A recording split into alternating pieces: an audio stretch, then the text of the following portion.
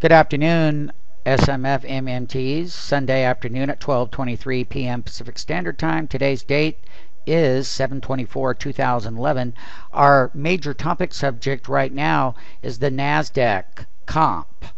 This is the Nasdaq Comp 60-minute chart.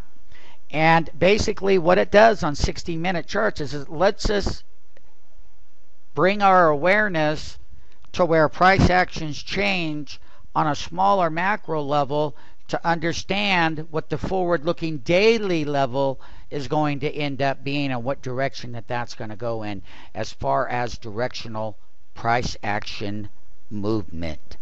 And it's very, very important that price action changes happen between the relationship of the buyer and the seller, and this is really the truth now. And then there is the volatility between those parties. Then there's extreme other high volatility that comes from bigger money players in the market, hedge fund managers, institutional intraday traders, market makers, floor specialists, exchange model, you name it, it happens. So the Nasdaq is that we use the 60-minute chart to know when it's selling off. Over here is a daily chart that I'm going to populate outside of that 60. Here, let me hit that. It'll price it all out. There, we're done with that. Okay, let's put that down here. Now, these are the daily movements. And when we put in the bottoms and the big shorts that happened. But since we've been rallying over here and rallied up over here, you can see here on the 60-minute that this part of this was a gap up here to this last high. That's this gap from this low right here to there. That's what that is. That's part of it too, to these highs over here. So we are closing up at highs on a 60-minute, and in our platform we're hitting a delta line reversal at the teeny action line right here, and a major half bar is going to come into play on the Nasdaq Comp. And let's see what that looks like, MMTs. That looks like to me that the half bar right here is going to be 28.66, and we close at 28.58. That's where we had this last pullback here. And by understanding the power in the 60-minute bars or the 60-minute gap bars in price action and continuation price action 60-minute bar price action breakouts, is how the strength of the price action momentum is in play. And it's very, very important to know that this low, when it was put in, look at that reversal here. And we're coming up and we're going to challenge these highs over here. That's what it looks like in our platform. Now, if I show you in a standard chart over here, this is a weekly chart, and we have weekly charts too. But the thing about it is, this is a lot harder to make sense. You're above the 10 and the 20-week moving average. Now, that's bullish. No doubt about it. No doubt about it. And you can see the 2011 weekly trading ranges, long and short, for the calendar year, all right here. Okay, shorts, we did those. Those were a great long when we didn't want to go lower, and this was the last reversal that we called. Go look on stockmarketfunding.com before the move was going to go down. We told you why. It's on the home page of the website. Go look at it. Type in indexes and go look at, right here, the date. So basically what I want to show MMTs is this is the calendar year's trading, and we're about to break out with the bullish weekly breakout above and consolidating on weekly bullish support. And that's how that bull is going to make a decision. And that's how they're going to look at that decision process. Well, here I'm going to get long. So if we break the tops over here, and we've certainly already got good earnings out, Apple, Google, there were some other ones too that were good in the Nasdaq Comp, and they provided this weekly breakout. And so we've been in a very volatile price action, but this is bullish from a public perspective, from a public analysis opinion, that this is bullish, and this is what brings that new money into the market. And when the new money starts to come into the market, we'll verify it. So this is the complete short long, short, and long trade, and we're setting up right over here at these last bottoms where we broke that support level and sold down to that bottom here on that weekly level. Since we've had this total weekly move on the Nasdaq Comp over the last 1, 2, 3, 4, 5 weeks here, is that we're making a bullish breakout high above here. Okay, so the way it looks in our platform, we have it calculated there, but this is how the public model is going to make decision. And that if they do the right thing this evening to make sure Chinese markets don't go down when they open up tonight, that they have a resolution on the debt ceiling, that's the most important thing right now. That comes out and some more good earnings, we can easily break the high. And we said that over here when the bottom was put in. Just like we said over here, making that high, and we did. And then we reversed for several weeks. Technology let it down, and technology leading the way.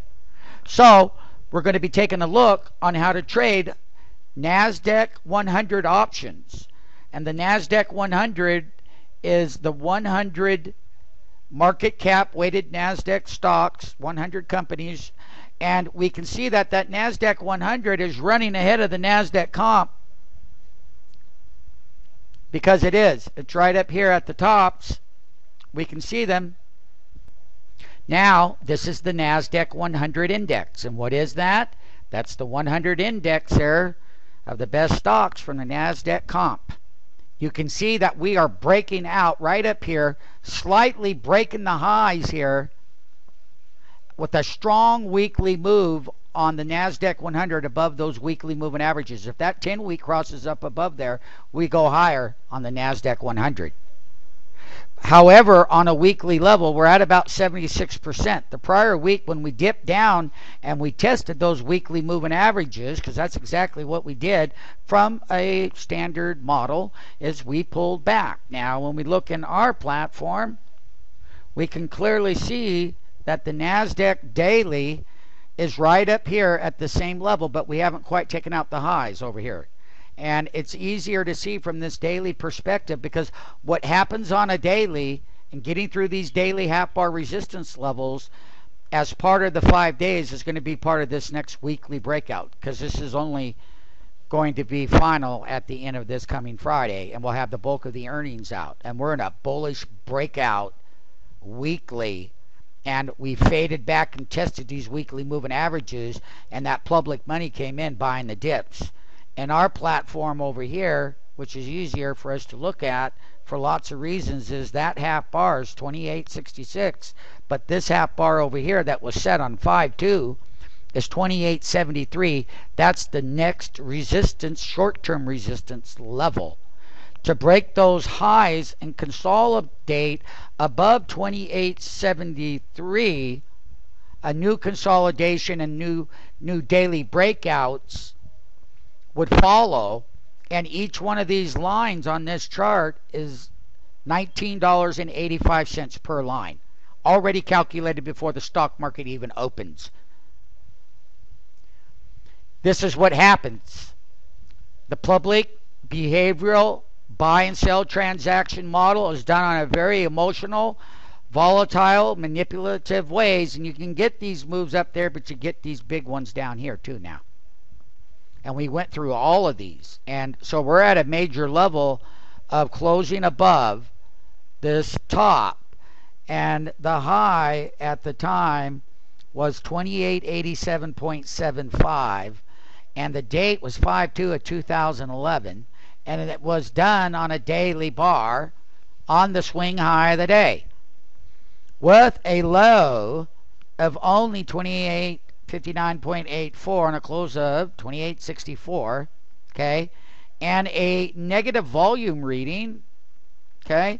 So basically the intraday movement here is that we gapped up above this half bar and we closed $10.50 above it, almost a half a teeny, or actually is a little more than a half a teeny, $10.51 above the previous bar.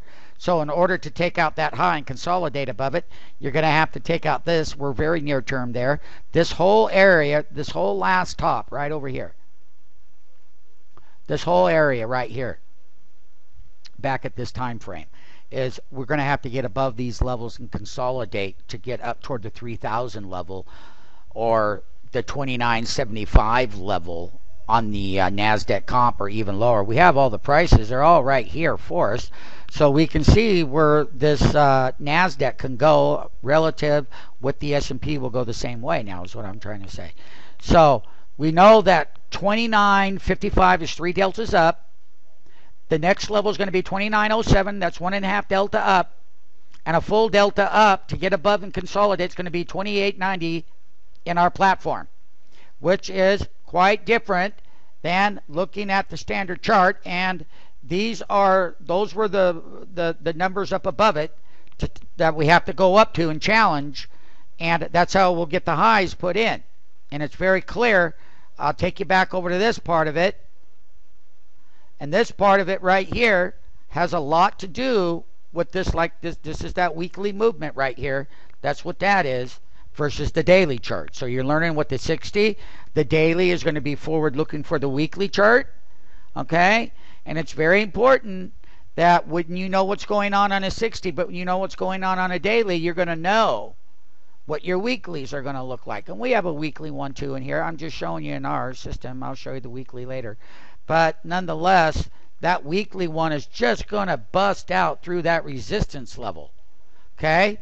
But you can't get there until you take out those tops, like I said. And good news on the debt ceiling will do just that. However, you're going to have more tech-related earnings that beat the bottom line growth and exceed the top line growth in order for these exchanges to keep putting in higher highs. And I'll leave everybody on that note on the Nasdaq 100 here and the Nasdaq comp that we talked about. So here's the Nasdaq comp, okay? And this is the Nasdaq 100, okay? That's the 100 stocks out of this Nasdaq comp right here, this daily chart.